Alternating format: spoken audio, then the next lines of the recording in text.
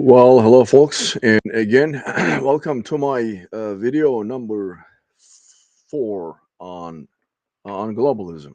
Video number four, and this particular recording is going to be on gun control from the globalist perspective.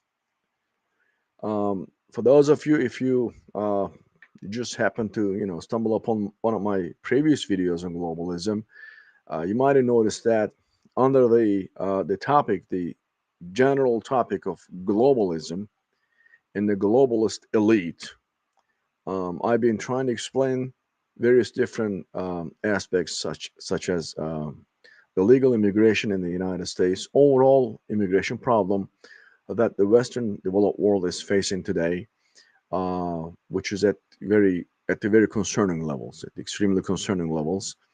Um, the Marxist theory and its current interpretation from the, again, globalist elites perspectives, the climate change, those are the videos, those are the subject matters and topics that I chose to discuss and talk about on my previous three videos, and this one is going to be strictly on gun control.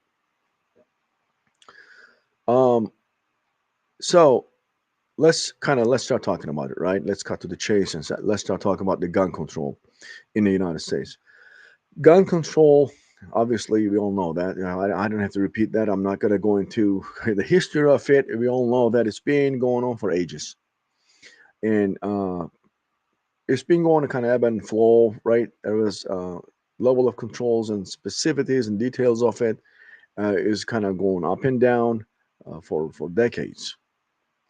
Then what is it that I want to talk about, and why did I even name it or include that in the gun control, the subject matter gun control under the name globalism? Because I'm trying to analyze it. I'm trying to uh, kind of look into the subject, the gun control, from the perspective of globalism, globalist agenda, and globalist elites. First off, the amount of gun control, especially the last since Biden took power, either explicitly or implicitly, there has been a lot more involvement in threats and attacks to the Second Amendment and the rights, the gun bearing rights of American citizens, American people, the law abiding American people. There is one other situation that also kind of pushed me and made me truly pissed, that would contribute to my motivation, including gun control from the globalist perspective, is the case that the Supreme Court ruled that illegal immigrants, illegal aliens, are going to be enjoying the rights of American people under the Second Amendment rights. So it's okay for them to have to own guns because of the Second Amendment, is what the Supreme Court is saying. The same politicians, same woke politicians, are diligently and systematically working on, for instance, towards veterans not owning guns. And as we all know, they're making it very, very difficult. And I mentioned on my another video, it wasn't under the globalism, title. The name of the other video was Second Amendment. Specifically the logo is Second Amendment. You can see that, and the way that the Second Amendment reads. The famous sentence: "The well-regulated militia is necessary for the well-being of the nation." So that one, I was trying to address this extremely sick situation where illegal immigrants are being allowed to have guns. But this is gonna be beyond that. The other video I talk about that. On this video, I'm gonna look into gun control issue from the globalist perspective, the globalist elite view. So on my other previous three videos, I was trying to explain what the globalist agenda is and what they're trying to accomplish, and their utter goal is. I'm just kind of wrapping up that, so I'm gonna jump into the gun control.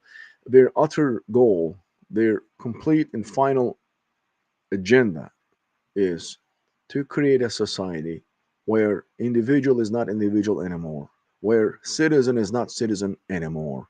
In fact, where humans are not humans anymore. People will be 100% property, the subjects of the state, the properties of the state. That's why they're talking about not having property rights, have nothing, own nothing, but be happy kind of BS has been going around. This is the direction. That's the direction. That's why they're talking about that.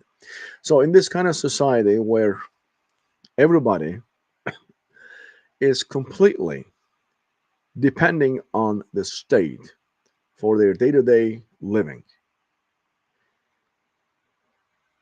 it is to the point that, for instance, you can see some places where, for instance, just a little example, some people collect rainwater. They put buckets under the roofs that when it rains a lot, it kind of collects the water. They put a little bit of a mechanism, right? Kind of collect the water so they can use this water for some needs. Well, they can use it as a drinking water if they want to, or maybe they use it for something else. Well, they're going to be also making, that's just one example. They're going to make it illegal, actions like that. Or if you got a little backyard, if you want to, grow some vegetables, some fruit, you're not going to be allowed to do that. In every possible sense, the government wants to create a society which will be 100% owned. I repeat this word again, owned by the state. And the state will be actually owned and controlled and manipulated by the globalist elite. The globalist elite will be the gods. So imagine that if they're not even allowing you to collect the rainwater, to grow your crops, uh, to do anything for self sufficiency. Of course, it makes sense, right? They're not going to want you to own guns to protect yourself or your family because just like anything else, you will be protected by the state. They will be there to protect you, just like they will be there to take care of your medical needs, educational needs, clothing needs, nutrition needs, entertainment needs, transportation needs. That's why you're not going to even need cash because what are you going to do with cash? You're going to do some work, just like almost like equivalent to indentured labor, as the state assigns you to certain tasks, and then you'll be fed, you'll be clothed, you'll be sheltered. That's enough. You don't need money. You don't need to have your own money, particularly cash. Forget about um, saving money and investing that money for your future, for your family's future, for your child's future, for your children's future. There's no need for that because government is there and is going to be always there to to be able to provide anything they need. You don't need to own a house. You cannot in fact own a house in that society or car because government will take care of all your needs. Why do you need a car? Where are you gonna go?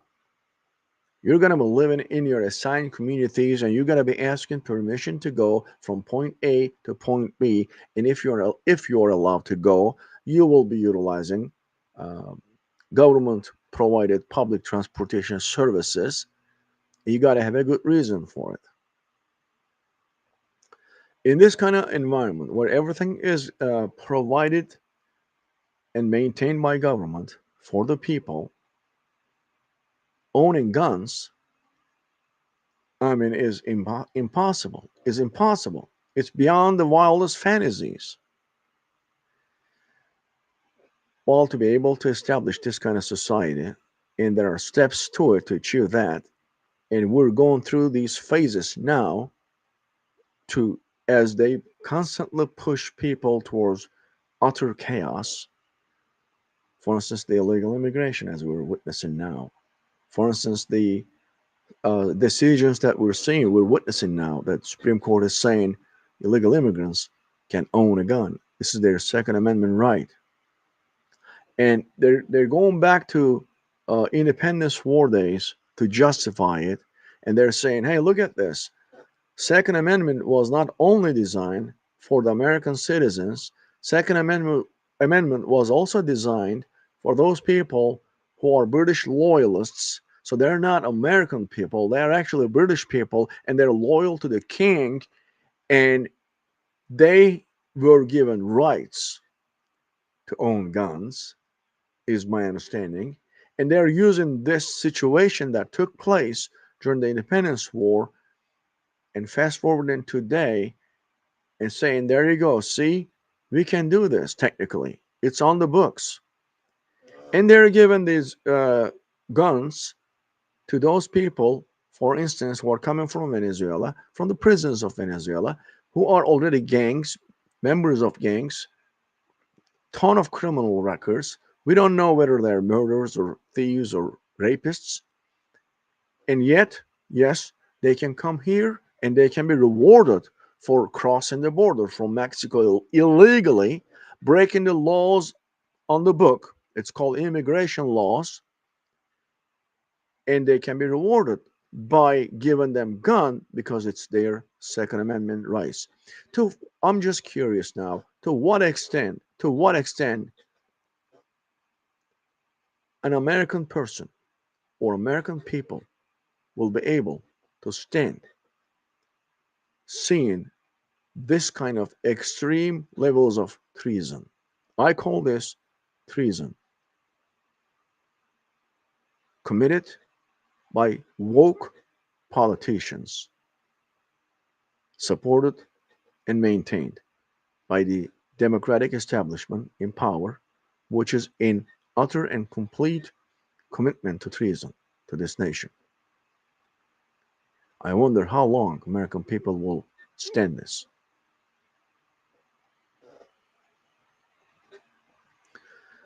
So once they eliminate the guns, and that's their ultimate goal, not even a single gun, not even a single gun a law-abiding citizen can own. That's the final goal. And they bring constant justifications for this.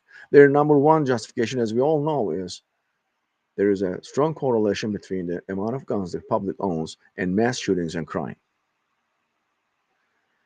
And time and again, constantly, as we look at the independent research, studies, very serious and incredible statistical research and analyses, when we look at the data, time and again, we are seeing absolutely no correlation, no causation between amount of weapons the people possess, the law-abiding people possess, and the crime is taking place. In fact, when you delve into data and when you analyze it, you see just the opposite reality. The places where gun ownership, the legal gun ownership, is high, the crime is extremely little. In the places like gun-free zones, for instance, where in those places people are nothing but sitting ducks. Mass shooters are always choosing those kinds of places. They know where the gun-free zones are, and they commit their crimes, their heinous crimes, in those gun-free zones because they know there's no one is around with guns. Little school children are nothing but school sitting ducks in their schools because schools are gun-free zones. There is no protection. There is no adult armed, no teachers, no administrative staff, no there's no cops or private security. Nobody. All it takes is 5 to 10 minutes, maybe 15 to 20 minutes, to commit this horrible crime, the mass murder and killing a lot of children in a short amount of time. And then they talk about constantly attacking uh, weapons, rifles, particularly AR-15 type of rifles. So let's a little bit delve into those. First off, they're using the term assault weapon, and assault weapon is actually made up term by Democrats, by liberals. All the weapons are for assault. They can be used for assault. All the weapons. Long guns, rifles, shotguns, handguns, pistols, revolvers, you name it, can be used to assault. And then they justify like this. When you look at the mass shootings in a lot of like schools or public places like churches and movie theaters and those places, were AR-15 type of weapons. Therefore, they are extremely dangerous. So now let's look at this. Let's look at the statistics. Um, I'm going to take 1 year as a kind of a sample year to talk about, which is going to be 2020, 2021. I think it was. I right now I'm not looking at my data. I have it all detailed data. I have more than 600 rows of data on Excel file breaking down in extreme detail. But right now it's not open. I'm not looking at it, so I'm going to talk, from my memory, which is more than 600,000 rows. Um, in 2021, it was one of the deadliest years in this country, in America, and I think about, roughly speaking, 50,000 people lost their lives through firearm related crime. Now, look at this. This number is huge. I mean, if you look at the number 50,000, it's really huge. I mean, uh, if you multiply this by 10, and I was comparing this actually to the civil war in Syria. Civil war in Syria claimed about within 10 years span, depending on who what the resource is, given the numbers. I think according to United Nations reports, 500,000 people, approximately give and take, 500,000 people lost their lives. Maybe 400 to 500,000. Again, numbers change. I use the figure from United Nations, and that's what the record was saying. In 10 years, the civil war in Syria, about 500,000 people. And when you look at this country, there is no civil war going on. There is no war going on. And in 1 year, 50,000 people are dying. I mean, if you multiply it every year, if it's every year like this, not every year is like that, but if you look at 10 to 15 years, you're getting close to a number of people lost their lives during the civil war in Syria. So obviously, it's not a little number; it's a huge number. It's a huge number, and that indicates a problem. Yes, obviously. But let's delve into more detail. 65% of those deaths are suicide. 65%. So now all of a sudden we're talking about totally and entirely different thing. We're not talking about now a crime committed using firearms. We're talking about suicide. A person, an individual decided to take his or her own life. Completely and entirely different matter. We cannot be analyzing, or we cannot be using this number from the perspective of gun control, gun rights, gun related, firearm related crimes. That's a total different situation that has to be taken care of, that has to be analyzed using different disciplines such as psychology, psychoanalysis, psychometrics, and those. So now After saying that 65% of people, took their own life, it's leaving us less than, if you just take 65% of, let's say 50,000 people, so 10% of it is 5 times 6, um, 30, give and take 32,000 people took their lives, or committed suicide. That leaves about 28,000 people were killed during the same year, 2021, uh, with firearms. 90% of them, or 90 to 95% of them, of these murders with firearms, the handgun was used. The handgun, either a pistol, semi automatic pistol, that is, or a revolver. That's what handguns are, right? It's either a pistol or revolver. So that is 90 to 95%. It leaves very, very tiny portion. That's about, let's say, 5% of people were killed with rifles. I'm not saying AR-15. I'm saying rifles as a whole. That rifle could be hunting rifle, could be shotgun, could be some other type of gun, not necessarily AR-15. Now, get this. The share of AR-15 type of rifles that caused that was used in criminal activities that kill people, that murder people, is not even 1%, is less than 1%.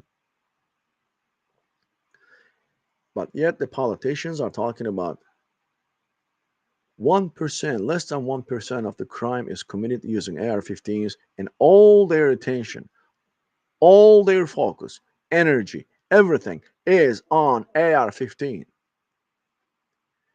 Assault weapon. They keep using this term, assault weapon. And I listen to politicians. This is my question. Those politicians that are coming up with proposals to control, to bring better controls for the gun ownership, right? And they're talking about, they're seriously taking, some of them are bringing pictures, some of them are actually bringing actual physical gun, and they're showing the people as if they are in the know. They're talking about gun. What I expect from them is this: if you are talking about changing, modifying some system because you're seeing a problem and there's a serious problem, I'm going to give an analogy. I am talking about modifying a car or a truck. I'm talking expertly.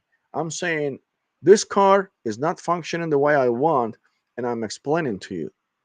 You should expect me to know, to be in the know. I should be in the know if I'm talking about what kind of modifications and improvements that car needs to have. If I'm offering, challenging the existing status quo and saying, this has to be improved because of this and this and this, that requires knowledge. I have to have a real good understanding of this car mechanically, design wise. Same principle applies. If you're talking about bringing uh, improvements to fight with crime, and you are blaming guns for crime, and you're saying the number one problem is AR-15 type of rifles, then you should be really in the know. You should know what you're talking about before you come up with any kind of proposal. And yet, when they either talking with some, they're just describing verbally, or they're showing pictures, or even some showing some of them are showing the guns, physical guns. And the way that I noticed that the way they're talking, their knowledge, the sentences, the words they're using, the way they talk about gun tells me very clearly, extremely clearly, they are absolutely unaware of what they're talking about. They sound so incredibly stupid. They make a fool of themselves in the eyes of anyone who understands what that gun does. This is how dumb and stupid they are when they're talking about guns, yet they have an audacity to get up there and talking about guns as if they know everything about those guns. So this is one set. side aspect of it. First off, this has to be fixed. And the second of all, the criteria, the statistic I just mentioned to you, that AR-15 type of rifles are basically their share in charge in relation to a crime that was committed, within the firearm related crimes. They're charging less than 1% of those crimes to those incidents where AR-15 type rifle was used. So how is it that they can justify their time and effort, because they're utilizing resources, right? They're wasting taxpayers' money by talking nonsense and constantly focusing on AR-15 type of rifles, which is basically less than 1% in terms of the whole picture. Why is it that they're not looking? They're failing to see this. Not because they cannot see this, I think. Maybe, although I believe so many of them are not capable. But anyway, there is something else that makes me think and feel. There's something else going on about this. And that something else, again, is going back to what I was saying about globalism and the globalist elite.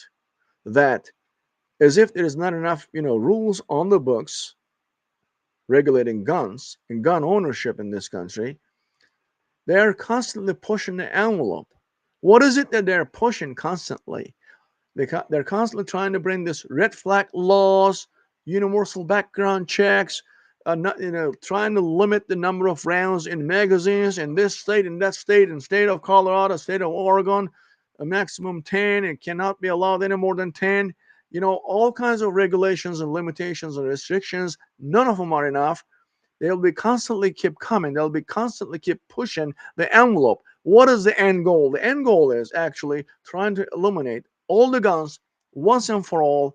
Not a single American citizen will ever touch a gun. Because in the society that I described, the 1984 Orwellian type of society that I described, is the society that globalist elite has been planning, devising, and trying to build. This is going to take, obviously, decades or years. And there is one thing that must be done, and it is nothing but creating a complete and utter social chaos as part of their social engineering, eventually to establish and implement the 1984 Orwellian society, where everybody is completely controlled and manipulated 24/7, 365, actually lifetime, by the state. And who will be again in charge? Who is that elite? We all know who that elite is. Those who are controlling trillions of dollars internationally today are the ones behind that project. Examples I gave on my first video: World Economic Forum, the folks who are every year gathering in Davos, Switzerland, talking about how to manipulate the world, how to create this new society, the new world order, with a single government in charge. And gun control is one of the other important, very important aspects of it. Why is it that they're coming so hard? Is because United States of America is the only country in the world, when it comes to amount of gun ownership by the civilian population. Out of the 340 million population, 125 million people own guns.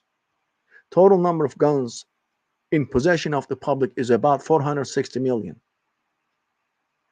In this country, and there is no other country in the world, there is no other country in the world coming even close to this level of gun ownership. This is a nightmare for the globalist elite. Nightmare. So they're not going to stop. They will keep pushing the envelope, constantly keep pushing the envelope to pass the laws against gun ownership. In fact, they will eventually either completely destroy and remove the American Constitution or make it totally ineffective. In fact, it's going to be crime to talk about the U.S. Constitution and Second Amendment rights. It'll be a crime to talk about and making references to civil war, maybe independence war. I believe those days will come unless people resist. And as we all know, again, then I'm going to repeat this, even though everybody knows it. The gun ownership and the gun rights is not about shooting in the range, practice shooting, target shooting, planking, or hunting, or even uh, self protection. They are all part of it, of course. But the number one and highest goal is owning guns against the potential tyranny of government. People armed and coordinated, trained with arms, are a huge no, no, no for dictatorships. When you look at the history, there are so many examples. One of them, the first one I can think of, is from the Second World War, when Nazis started collecting guns from the people. Everybody turned their guns in, including all the Jews, who were just like any other German citizen of Jewish descent, Jewish ethnicity, but they were German. They were German citizens. And Hitler, Nazis, asked everybody to return their guns. So Jews returned their guns too, because they were law-abiding people. And the rest, we know what happened, right? You know the rest of the story. Similar things happened, for instance, during the Bosnian War. Uh, Serbian forces entered Srebrenica in Bosnia. People were trying to defend themselves with whatever little guns they have, and they went there with the under the control. That time, that area was under the control of the International Brigade. That happened to be Dutch Brigade, and which was under the United Nations control. And Dutch Brigade told people to turn their guns because they said, "We're here to protect you. You don't need those guns. We're gonna protect you." And the poor people believed in that. They returned their guns. The next thing is Serbians massacred 20,000 people, Bosnian Muslims, in Bosnia. That's another example I know. The history is full of those examples similar to these. Only the dates are different, locations are different, but the common theme is the same. If the government is asking people to return their guns, be very, very concerned. There is a reason for it. In the United States, globalist elite is going to only increase uh, the grip on the power to be able to remove the gun ownership rights from the American people. The more they work on it, the harder people should resist. Because something ugly is happening. Something very ugly is happening. Never forget that. To be able to establish the globalist agenda, they absolutely have to eliminate the guns from the possession of the public. And people should absolutely never, never forget about this fact. Thank you for watching my video, and I hope to see you at another video.